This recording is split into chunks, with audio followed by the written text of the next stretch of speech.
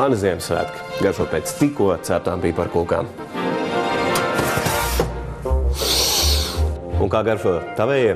Pēc piparkūkām, mandarīniem. Piparkūks un karstlīdz. Mīļo cilvēku tuvums. Tā ir. Katrā ģimenē svētki nāk ar savu smaržu un garšu. Tāpēc bez tabū, viesojoties pie pašmājas slavenībām, apkopo un izzina viņu īpašo Ziemassvētku ēdienu receptes.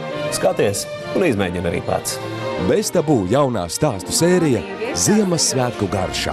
Darbdienās 7:30 vakarā TV3. Ziemassvētku drudzī pats stiprākajiem gadās pagurs.